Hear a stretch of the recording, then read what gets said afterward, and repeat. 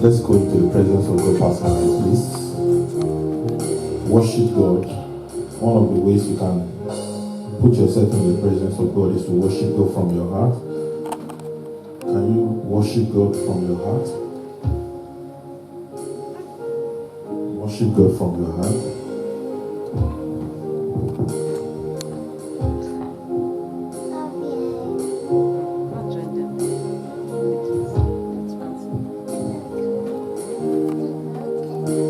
Worship God from your heart.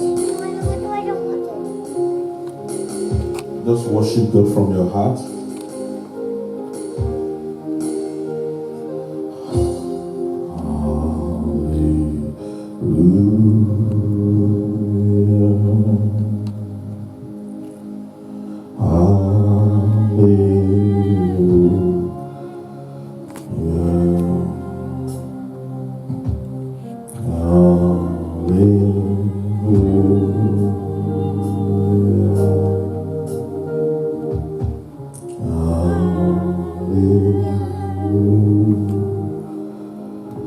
Holy Spirit, Holy Spirit,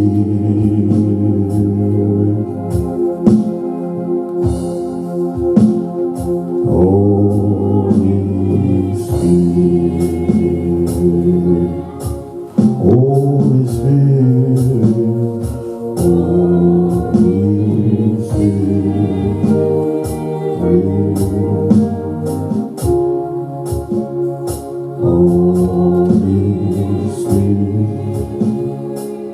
Lord, we worship, Lord, we worship,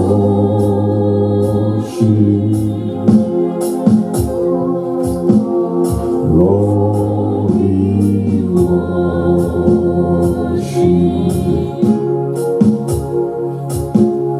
Lord, we worship.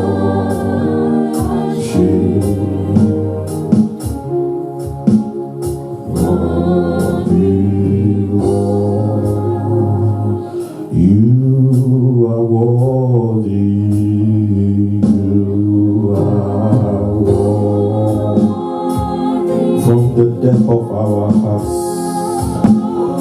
you are worthy.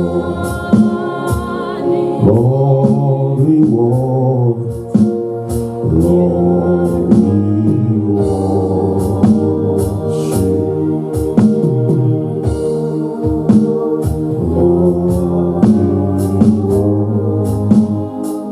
Father, we are grateful unto you.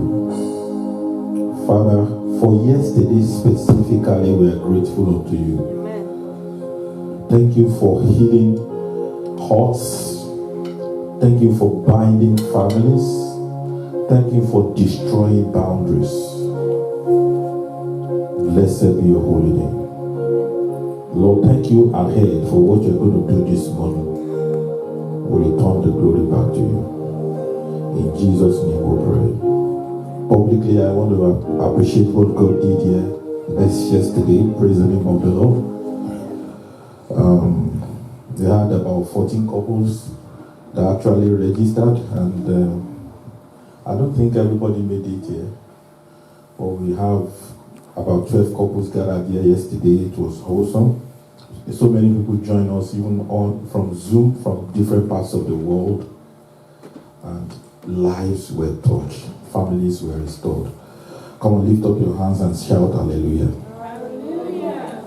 Praise the name of the Lord. Hallelujah. I just feel like telling us that was at a great cost to the church, though. I think the couples will know that it wasn't the $15 that put everything together.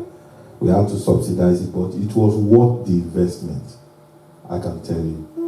I think the church must have spent double of what we realized from the tickets, or triple, almost triple. But the joy of the impact that was made yesterday made all of us to be happy. So I'm saying that to say that next year the ticket may be more expensive. Praise the name of the Lord. I'm just joking, we're still going to subsidize. Now, this morning, I have something to share with us. And Specifically, I will just allow the Holy Spirit to do it in our lives. The question we want to ask ourselves is this: can people get healed and get sick again? Have you seen somebody that was delivered from demons and got possessed again? Is it possible? Is it not possible? If it is not possible from your own mindset, well, we'll show you some scriptures and tell you some stories this morning. But if you know it is possible, then you are on the right track. But that does not remove the fact that now, when you say it is possible, that does not remove the fact that, yeah, I've gotten the right word. It is preventable. In other words, it is possible, but it is preventable. As a matter of fact, the scripture shows us that it is possible, but it is preventable. As a matter of fact, the scripture actually warned me that it is likely, but you have to protect yourself that it won't happen again. Now, why I was saying that was that the scripture we actually read, which is Nahum chapter 1 verse 9, speaks volume. Praise the name of the Lord. Let's read it together. I'm going to read that scripture, and I'm going to read one other scripture, and then I'm going to read one other scripture, and then I will launch into what we're talking about. Now, chapter 1, verse 9 actually speaks volume and tells you that it is possible, but it is preventable. What has that scripture got to say? Can you read it with me, church? What do you imagine against the Almighty? Go on. He will make an altar end. Now, the last portion is what we are looking at. Read it again.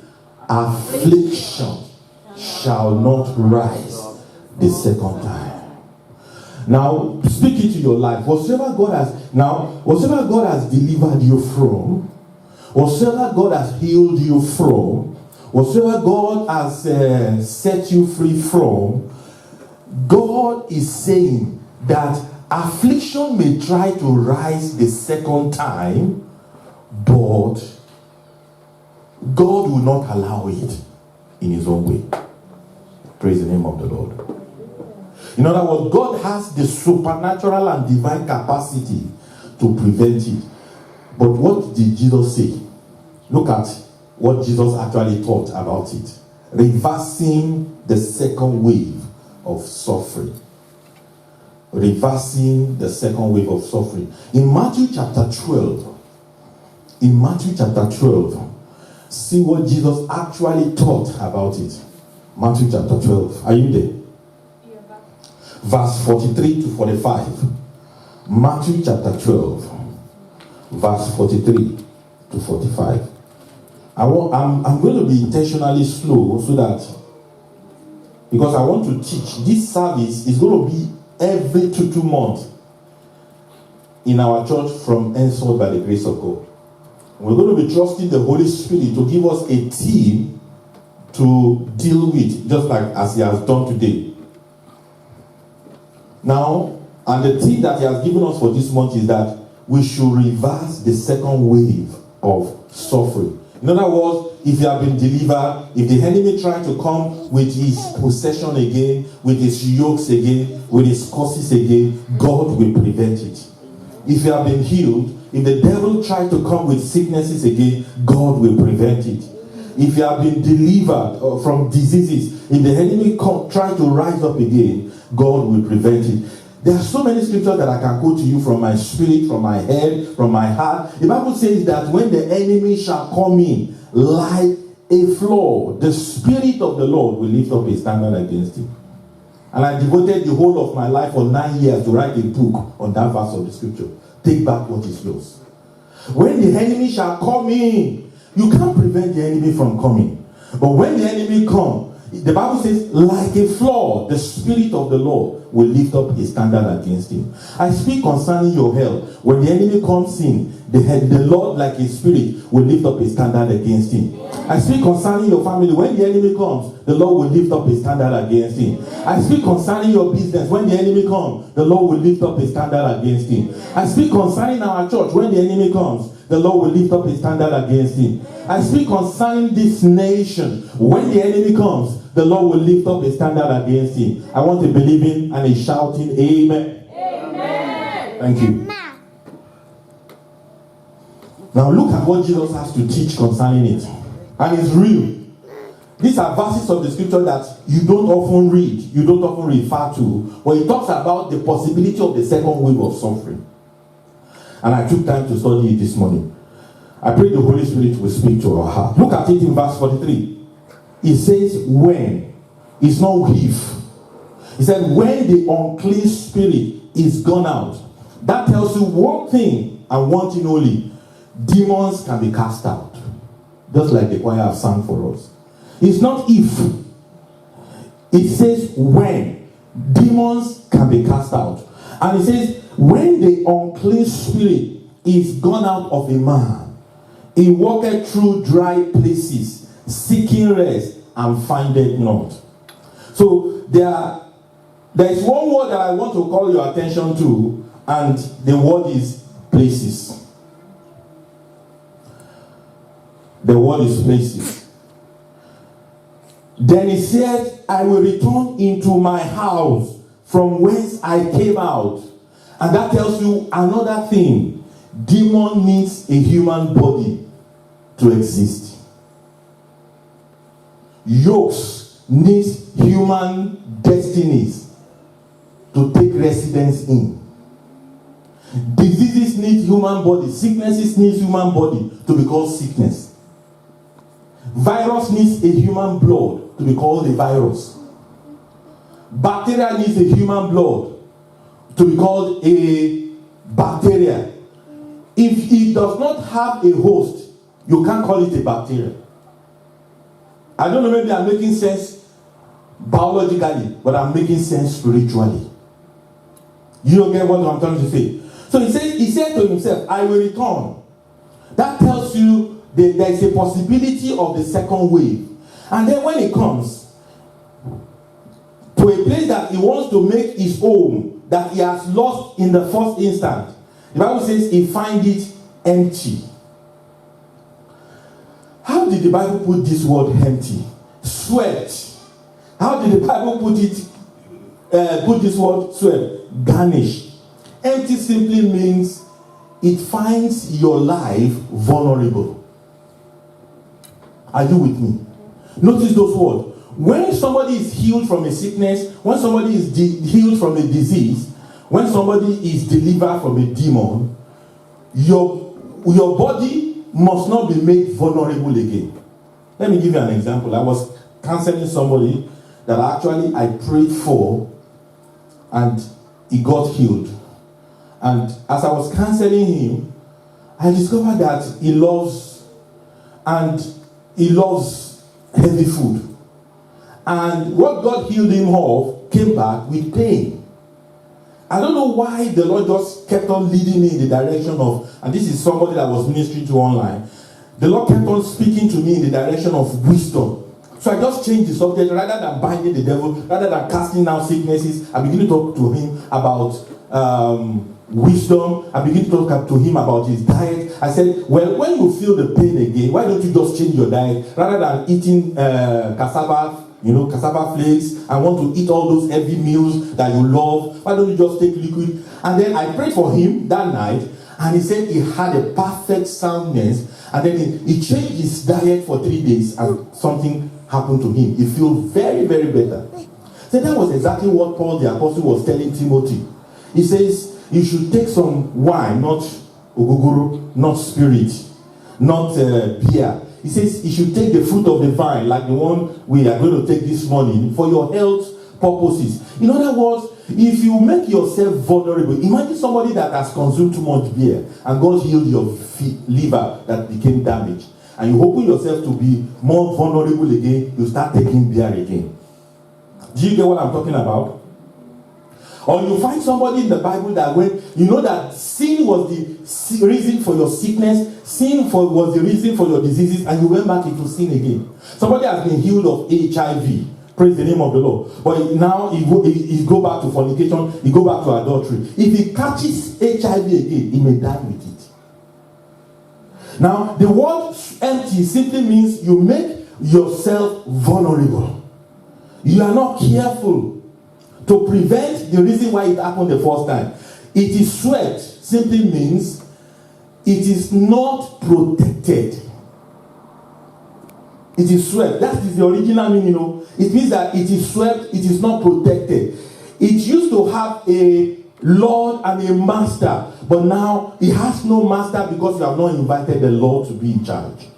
And says garnished. Garnished means that you make your body, or you make your spirit, or you make your destiny, attractive to demons and diseases and sicknesses. That's what it means when it says garnished. Then look at the dangerous part of it. Jesus Christ was the one teaching this one. Then he goeth and taketh with himself 7 other spirits more wicked than himself, and they enter in and dwell there, and the last state of that man is worse than the first. Even so shall it be unto this wicked generation. None of you shall relapse back into the second wave of suffering. Amen. None of us shall reverse back into the second wave of suffering. As it happened before, you see, I've been in this thing by the grace of God for a long time. I'm saying this with all humility. And the joy is not about, I've seen people healed, I've seen people delivered. And the joy is not seeing people healed or seeing people delivered. The joy is that you see people healed forever. You see people healed permanently. You see people that were just once healed and never relapsed back into it. Look at what the scripture tells us in Ecclesiastes chapter 3 verse 14. Good news, good news, good news. If you are thinking of what God has healed you of, if you are thinking of what God has delivered you from, if you are thinking of what God is going to deliver you from, listen to that good news. Listen to that good news. Listen to that good news. Unfortunately, in this kind of ministry, I've seen people that became very careless.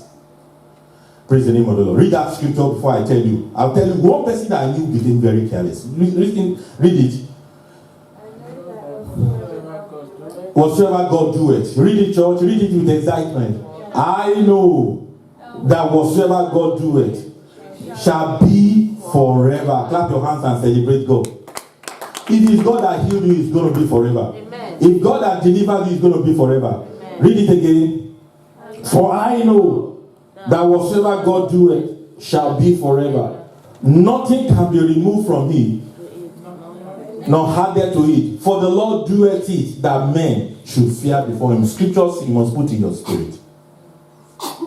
Scriptures you must use to remind the devil when you are feeling one kind. My people in Nigeria will say, I'm feeling one kind. When you are feeling one kind, praise the name of the Lord. Stand. Now, I remember somebody I prayed for, and I don't know the kind of yoke that was in his life, but he was a drunkard. And I prayed for him, and he went away. Immediately he got healed. And then I remember it was our assistant pastor that brought him to church that day. And then we started following him. We knew he was a drunkard. We knew he was really. And then we started trying to follow him. He came to church a few times, then he stopped. And then when I asked our assistant pastor there, he said, Pastor is not listening to me again. No. In fact, the next time I heard, he said he has gone back to drinking. The third information was that he died. There's something everybody could do. Praise the name of the Lord. But I've known people that God has used me to pray for, and they are still healed and they are permanently healed. Clap your hands and celebrate God. One of them was the person that pastors our church in Nigeria. 3 years into starting the service, the church, he walked into our deliverance service, just like our 7 hours in his presence. We call it 12 hours with God. He walked into that service. The church started 3 years.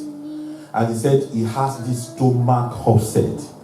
When he will eat very well in the dream, and that stomach upset will manifest in the physical. He will be pouring out gas, and he will be in pain for days.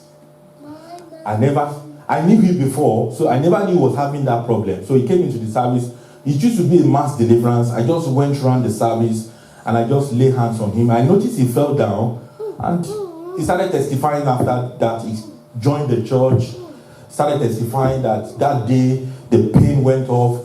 He went back to his dream. He couldn't eat again. He remained healed till today. Clap your hands and celebrate him. I told you also of our head usher that was diagnosed with appendicitis then, and he was slated to be operated on at the state hospital in Ijebu. And they went through the first scan. They said Wednesday or Thursday they're going to have the operation. We prayed for him on Sunday. He said he felt something like a fire went through his tummy. He went back for the operation. As they were about to wheel him into the room, they said, let's run a scan again. They run the scan, and the stones were dead. Were no more dead. Clap your hands and celebrate God. I've never seen him come back because of appendicitis to the hospital. Amen. I'm talking about years after. Earlier in my life, and this is one encouraging testimony. You know, testimonies are very encouraging, especially when you get blessed from them as a pastor. And it was the days that I was still very young. I was a campus pastor. I just loved to pray for people to be healed, pray for people to be delivered. In the service, I would just be ministering the way the Lord.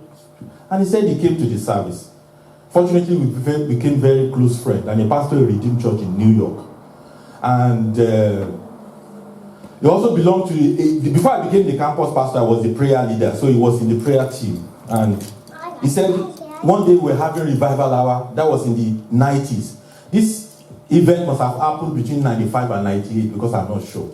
I graduated in 98, so it must have been between 95 and 98. That was the period I was the campus pastor. And he said he came into the service, and I said, I gave the word of knowledge. I said, there's somebody in the service who had a mental problem. That testimony is still sweet in my heart till today, to the glory of God. And he said, by the time I finished praying, I said he's going to go home and have a dream. I didn't even remember I said all those things. And that he's delivered. So he said he went home and he had a dream. Because for days he's been losing his mind. So he knew the spirit of insanity is worrying him, like my people say. And so he went home and he said he had a dream. He saw a snake. Yeah, he said he's going to see a snake. So he saw a snake true. And that snake was about to, engulf him in the dream. And then he said he saw a big, huge stone, just around the corner. He took the spoon, smashed the head of this snake in the dream. And that was how he woke up from his dream. The following morning, his brain returned perfectly to normal. Clap your hands and celebrate. The spirit of insanity was destroyed. He never told me. He never told me. He never shared it in the campus fellowship. People share testimonies. There was a sister then in those days that was slated for operation, and I saw she was waving her hand in the congregation while I was closing my eyes. And later on, she got perfectly healed. She never went for the operation. There are so many healings of people, all sarcasm and all that. But then, he never shared the testimony. So years later, he won visa lottery, relocated to America, left the church where we are, started pastoring a Redeemed Church in New York, where a lot of Chinese people are. And as he was ministering to them, some of them were sick, some of them were diseased. And then one day, he suddenly saw me on Facebook, and then we started chatting. And he said, Bro Charles, I used to do it, I used to do it. I said, I have nothing I can do. I'm still preaching. I said, I want to bring you to America. I thought it was a joke. Then, that was when, for the first time, and that was 2011, 2012, he told me his testimony in the 90s. He said, I've been looking for you. And I want you to come and minister healing and deliverance to the people in my church.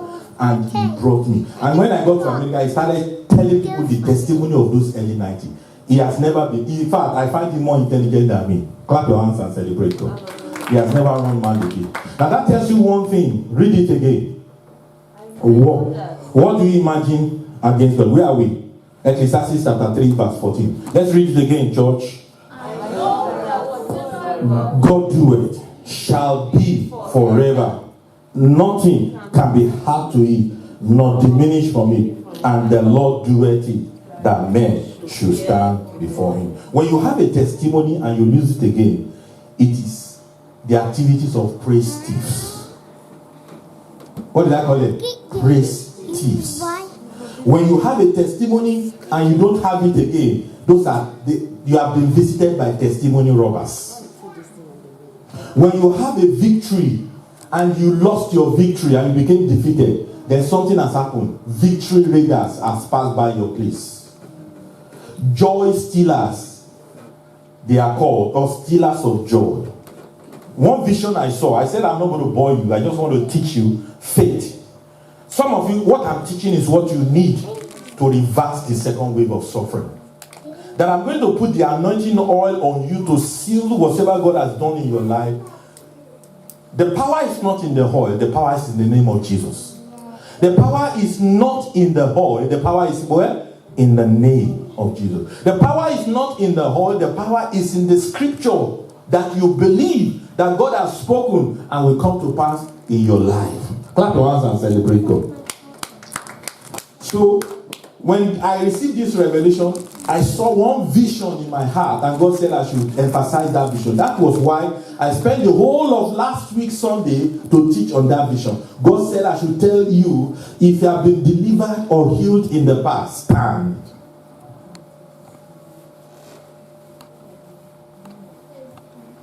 What did I say, church?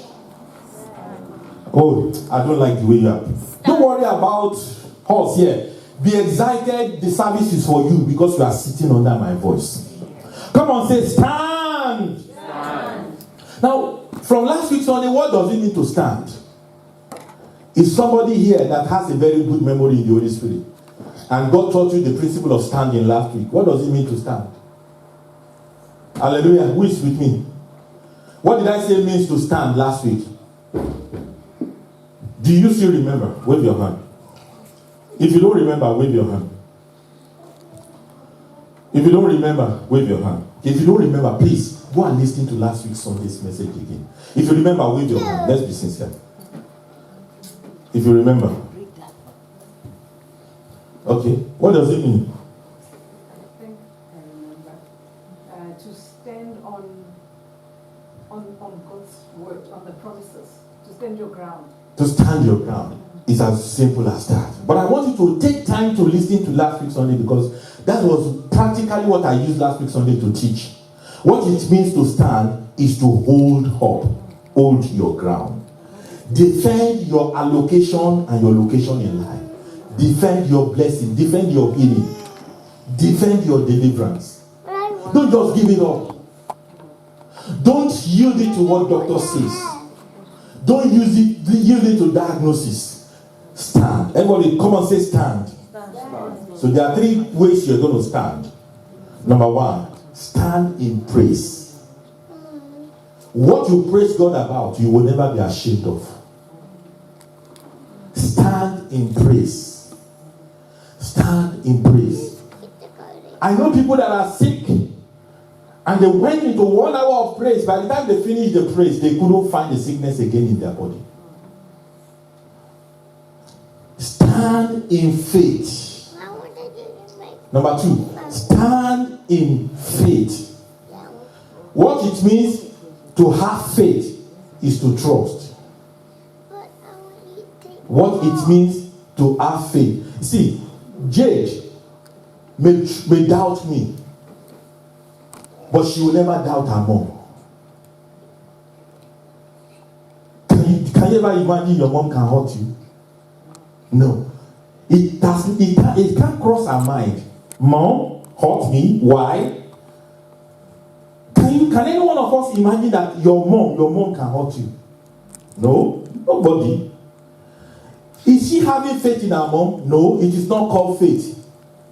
When it is at home, we call it trust.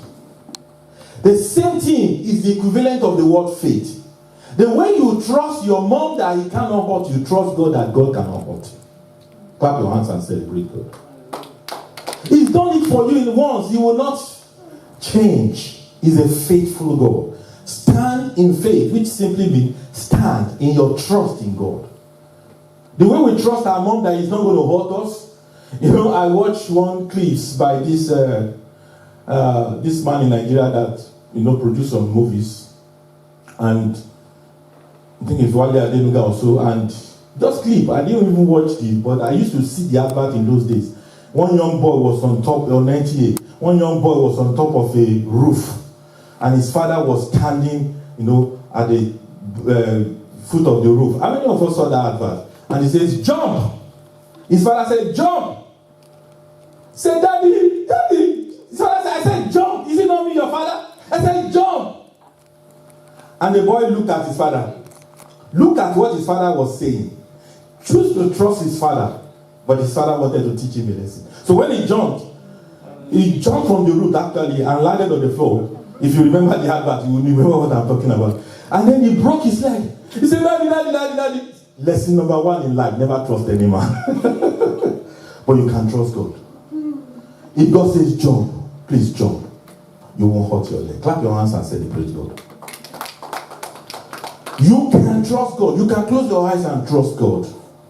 Number 3, stand in prayers. Please, don't be a prayerless person. Prayerlessness is one of the reasons why people are vulnerable.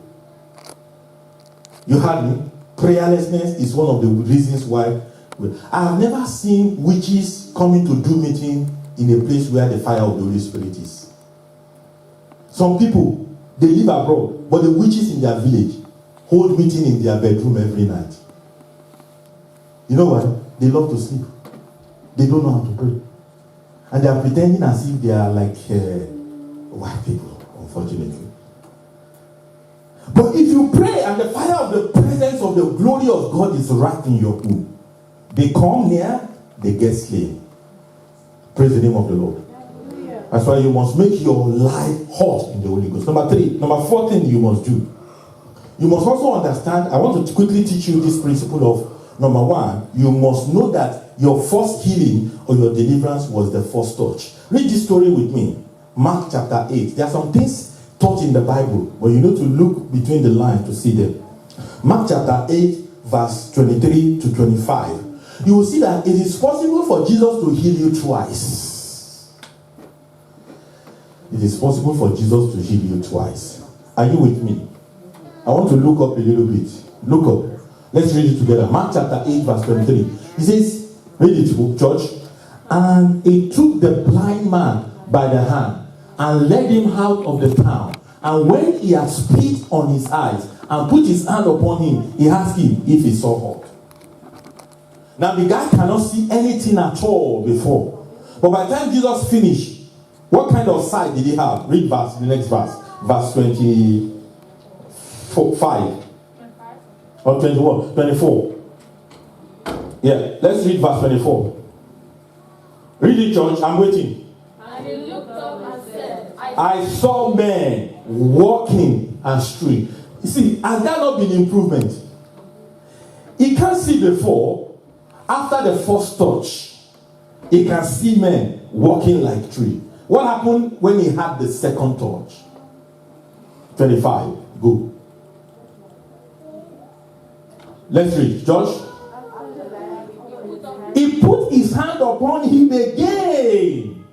If somebody comes for the first touch and something happened in your life in a church, you say that man is not anointed. I don't see anything before, but I see things like trees. How can I be seeing trees? Maybe he has even put demon on me. But he needed the second touch from Jesus. As many of you under the sound of my voice, even if you are listening to us online, and you've experienced the fourth touch, and you know that there is a progress in your health, may you experience the second touch. The day you started praying about that problem, you've been touched.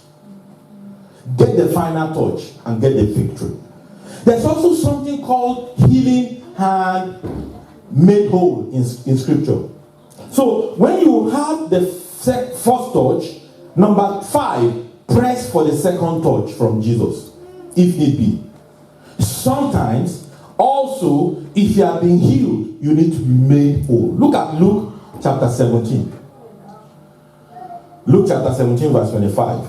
This is Faith Clinic. That's why I'm reading these scriptures. I promise you, I won't take your time. We won't waste time much, but we'll be in the Holy Ghost. Look at Luke chapter 17, verse 12.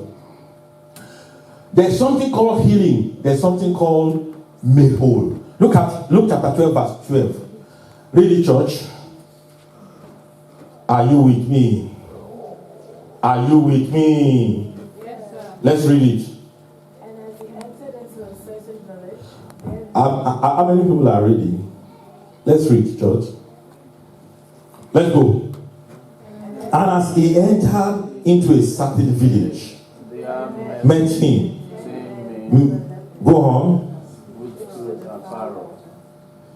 Go on. We are reading up to verse 19, so we have a long way to go.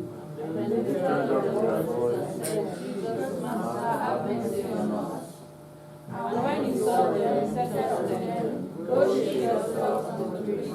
And it came to pass that as they went, Stop. Go on. and one of them, when he saw them, turned back and with a loud voice glorified God. Stop. When he saw, he was healed. Why? Because the word translated healed is cured. Don't forget it too. Write it down. What's the meaning of healed?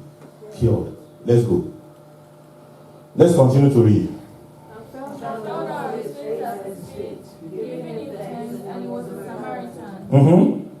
Go on, we're going to verse 19. And she Where are we? was going Verse 19. And Jesus And Jesus answering said, Where there are not 10 cleansed, but where are the 9?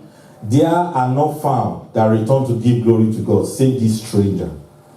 And look at what Jesus said next. Very, very instructive. Read it, everybody. Verse 19.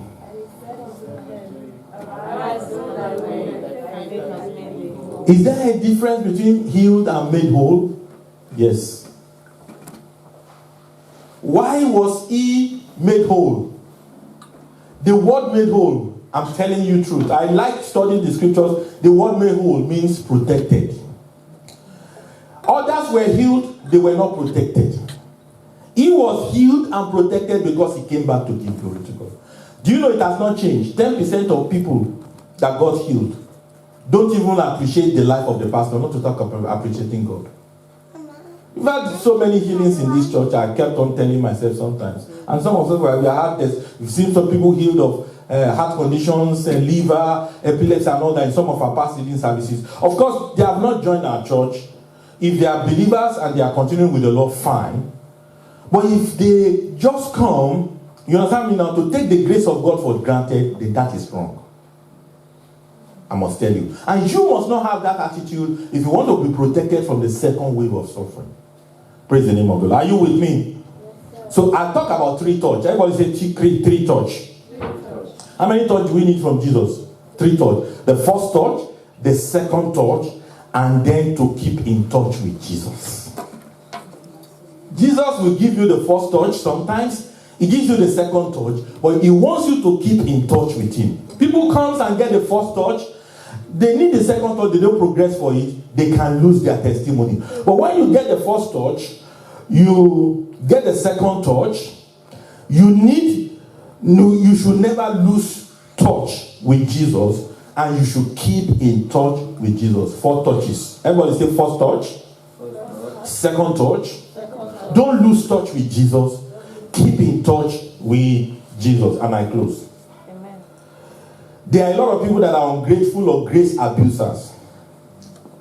They stand the risk of the second wave of suffering because they think they need not to keep in touch with Jesus. You must learn to give glory to Jesus for what he has done in your life.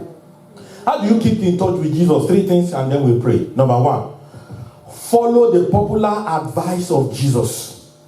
In John Gospel chapter 5 verse 14, when Jesus healed that young boy, he said, go and sin no more, lest a worse thing happen to you. Listen to me here. If you don't know the reason why you went through the first wave of suffering, you stand the risk of suffering the second wave. Has God shown you the reason why you pass through what you pass through? And if God has shown you the reason why you pass through what you pass through, listen to me. Sin is not the only reason why people pass through stuff. Causes can be the reason. Evil inheritance can be the reason. Careless living can be the reason. Are you hearing me? Careless living can be the reason. Careless diet can be the reason. There are a lot of people that are sick that is as a result of diets, poor diets. Praise the name of the Lord. So when he says go and sin no more, it's not if sin is the reason why you have been sick, don't continue in that sin. Whatever that is responsible for what has made you to suffer the first wave of affliction, you must stop it. Come on, say stop it. Stop it. Hallelujah. Amen. You must also continue in humility and holiness. Humility is very, very important. God told Daniel to tell the king who was about to be put into the wild as animal. He said, break off your righteousness with what? Break off your pride with what? Humility and righteousness. And this is the last thing that I think can help you to keep in touch with Jesus. A lot of people don't understand it. Fellowship with Jesus keeps you in touch with Jesus. What do I mean by fellowship with Jesus? There are three ways you can fellowship with Jesus. The first way you can fellowship with Jesus is through devotion. In the morning when you wake up, you need to learn to pray to God and read a portion of the Bible. It's called devotion. If you say I'm born again, if you say I'm a child of God, if you say I'm a Christian, and you don't have a devotional life. You know, some of us, our devotion is Instagram. What do you first look at when you wake up in the morning? Even if you look at it, do you continue to look at it and forget reading your Bible? Forget praying? So what did you use for your quiet time that morning? Instagram. What did you use for? How many believers are using Instagram, WhatsApp, Facebook for their quiet time? No Bible, no prayer. It's unbalanced living. Jesus wants to have fellowship with you in the morning. He wants to tell you what is going to happen the rest of the day. Of course, I'm not saying you shouldn't look at your Instagram. Of course, I'm not saying you shouldn't update your status. But have you updated your status with God? No, I'm not saying you shouldn't update your status. But update your status with God as well. Every day. There's something from the mind of God that He wants to communicate to you. So, if you want to keep in touch with Jesus, one way to keep in touch with Jesus is devotion. Look at Jesus Himself. In Mark chapter 1 verse 35. The Bible says, rising up a great while before the day, He went into a solitary place and there He prayed. That is called quiet time.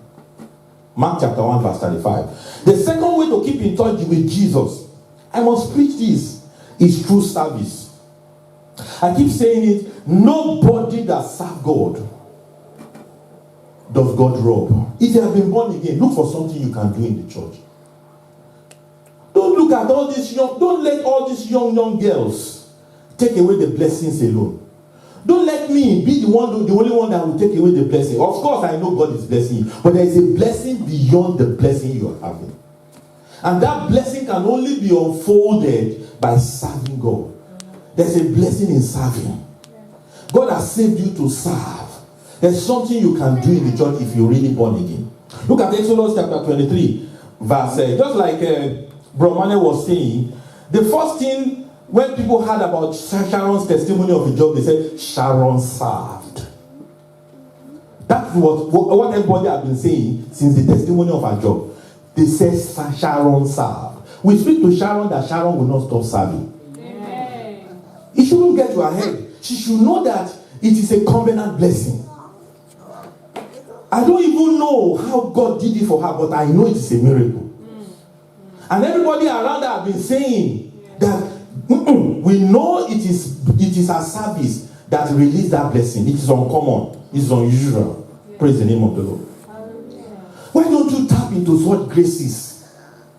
Praise the name of the Lord. Look at what the Bible says in 23 verse 25. So we're encouraging you, girl, keep serving. Look Look at Exodus 23 verse 25. God never robs any man. Look at it, church. Read it with me. And ye shall serve the Lord your God, and he will bless your bread and your water, and he will take sickness away. I speak to every one of you that have the mind to serve, or you are serving presently. The blessing of serving will locate you. Amen. I speak to myself, the blessing of service will locate me. Amen. As many of you that you are saying you are stepping up in 2021 as well, and you will serve the Lord in the church, serve the Lord with your gift. May the blessing of service locate you. But one way you can keep in touch with Jesus is through service.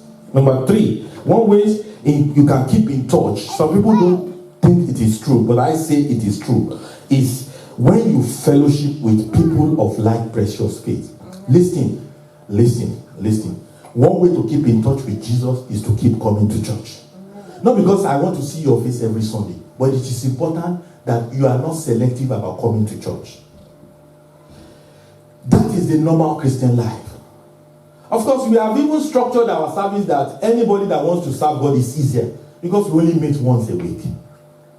If you look at 24 hours in a day, or 24 hours in a day, and then we have 7 days in a week, how many hours times 7 times 24 is how many hours? Do you use your calculation? I know you can't use your head. 164 hours. Yeah. 24 times 7 is how many hours? 164. 168. 168 times 4 is how many hours?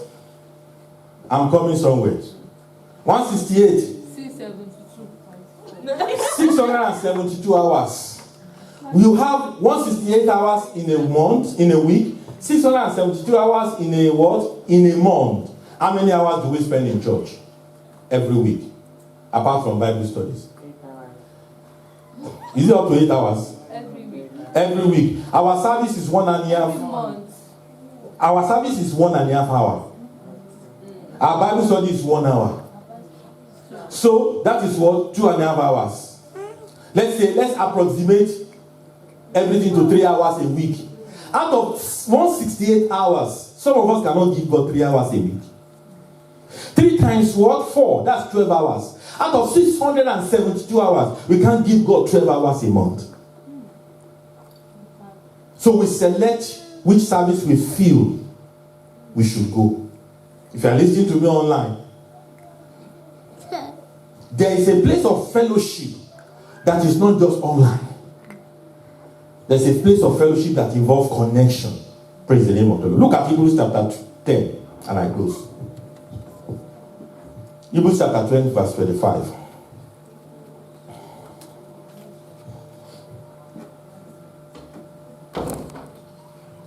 Hebrews 10:25. Are we there? Let's read it together. Not forsaking assembling ourselves together. As the manner of some is. This Bible was written before online services. Has it changed? No. Iron sharpeneth iron. Has it changed? No. Praise the name of the Lord. Let's rise up on our feet. I have good news for you. And I want to announce that good news. That Anna never became barren again. After she became a mother of children, she never became barren again. Job, after she lost all that he lost, and God restored all that he got back, never became poor again. There's somebody listening to me, you will never be poor again. Amen. There's somebody that God has delivered from barrenness, you will never be barren again. Amen. You know, there's a dimension of even barrenness. Somebody has an only child and is wondering what God, and is wondering. Listen to me. God gave you that child and you will not lose it. Amen. Barrenness is no more your option. See, that is standing faith that this one is blessing.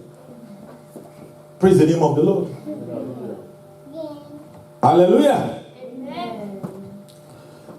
Anna never became barren again. Job never became poor again. We never read that the woman with the issue of blood, we don't know what kind of blood issue she had. Maybe blood cancer, maybe blood disease of any kind. But the scripture never told us that she got back with the issue of blood. After 12 years, that was the end. And those are the scriptures that we have. And I know that whatsoever God doeth, nothing can be hard to it, nor diminish from it. And the Lord doeth it, that men should fear before him. Raise up your right hand. I'm going to give you a prayer point from Nahum chapter 1. I hear it in my spirit as I was speaking. I want you to raise your voice at the top of your voice and shout. I don't know whatsoever victory, whatsoever healing, whatsoever deliverance you have experienced. Even if you are listening to us online, I think I'm going to give this prayer point once and I'm going to agree together with you. Prophet, be careful of the camera. I'm going to agree to, there's a camera beside you. I know you don't know. There's another one. So you're going to pray and say, Lord, in my life, in my family, in my body, as it is written, I decree and declare, affliction shall not rise in second time. No, Lord, never again. Open your mouth and pray. And I'm going to give you some minutes to pray it. And make sure you are praying it, pray it. Go, lose yourself from your seat and go wherever you can pray. And keep praying that prayer point. Keep praying that prayer point. I can't lose this job that you have blessed me with. I can't lose my testimony. I can't lose my victory. I can't lose my healing. Except you want to give me something better. Except you want to give me something better. Except you are placing me higher. Lord, I stand upon your word. Lord, I stand upon this scripture. Affliction shall not rise the second time in my life. Affliction shall not rise the second time in my life. Lord, by your word, by this scripture, nothing that has happened to me that was bad is permitted to happen the second time. Nothing that has happened to me, Lord, that was unpleasant is permitted to happen the second time. Lord, nothing that has happened to me that was unprofitable is permitted to happen the second time. Lord, businesses, I can't lose my business again. Affliction shall not rise the second time. Affliction shall not rise the second time. Affliction shall not rise the second time. I will not be jobless. I will not be healed, sick. I will not be diseased. I make a choice for the second touch. I make a choice for not to lose my touch. I make a choice to keep in touch with Jesus. I stand in praise. I stand in prayer. I stand in faith. Keep praying, keep praying, keep praying, keep praying, keep praying. Keep praying in the Holy Ghost. Don't be weak. Keep praying, keep praying, keep praying. Keep praying. If you don't know what to pray, just pray in the Spirit. Just pray in the Spirit. In the name of Jesus. In Jesus' mighty name we pray.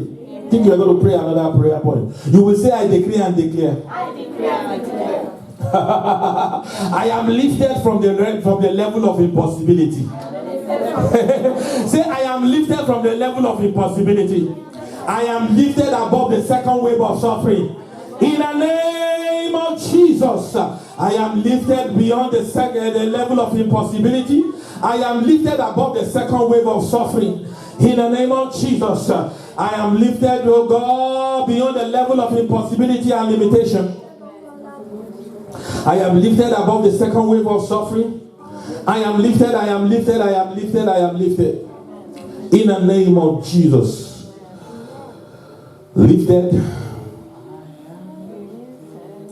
I am lifted by the Lord above sin and sorrows into the presence of. Close your eyes, everybody. I don't know whether this person is online or you are in the service, but on the right side of your chest area to your stomach area, you are having some sensation of pains and strange feelings. Close your eyes, please. Bow down your heads. This is somebody's case. I just want to pray for the person because I receive it now. I don't know whether you are listening to us online, you are in the service, but between your chest area and your stomach area, you are having some feelings of pains and feelings of sensation. Can I see your hand up? If you are the one, can I see your hand up? Wave it. Okay, put your hand there. Just put your hand to that place. where you feel sick, where you feel that sensation. Thank you. I'm praying intentionally and I'm going to be rebuking it to go. Father, put your hand there, put your hand there. Father, in the name of Jesus.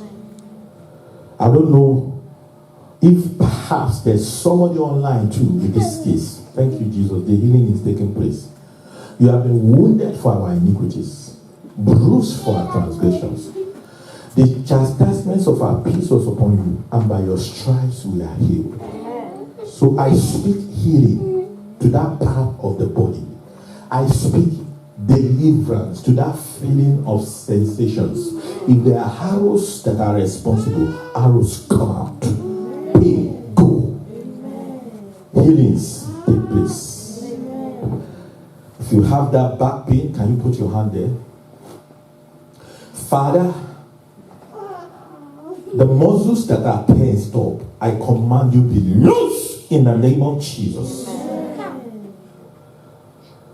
Be healed. Thank you, faithful Father.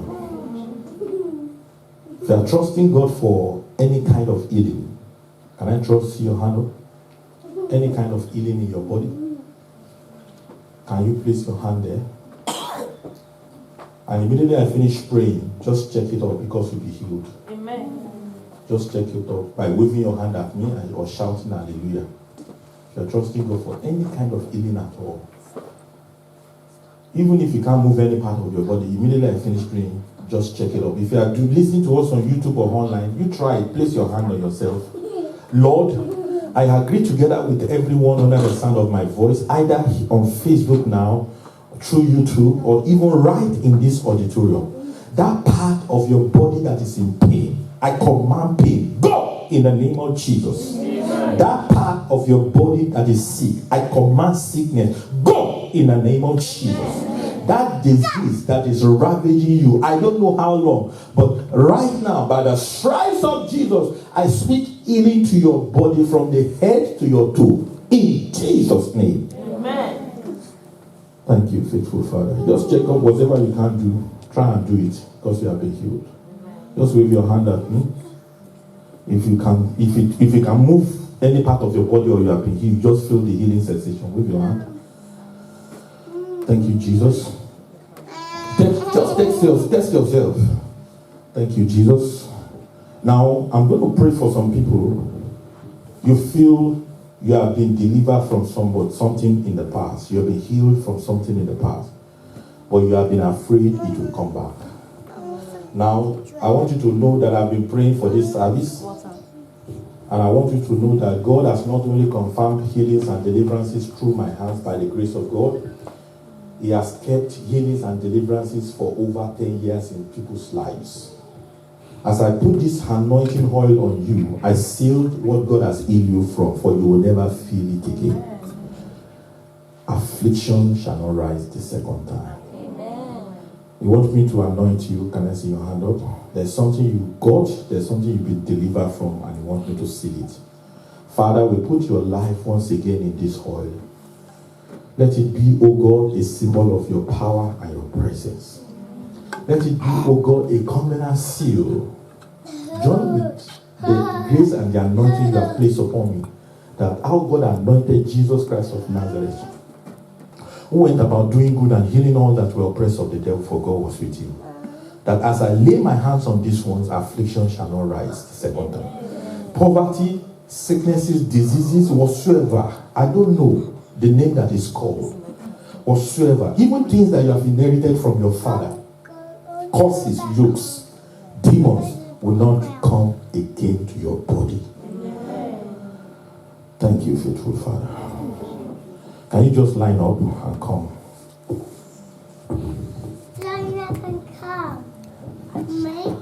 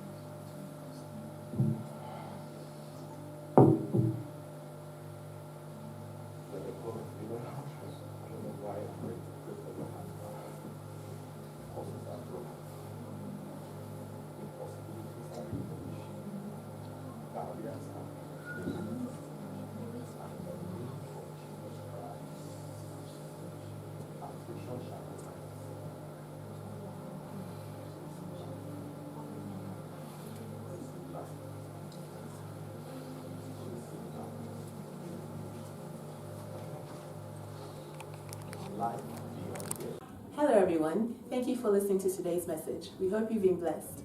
Please don't keep it to yourself, share it with your contacts, and don't forget to like and subscribe to this YouTube channel. Stay blessed.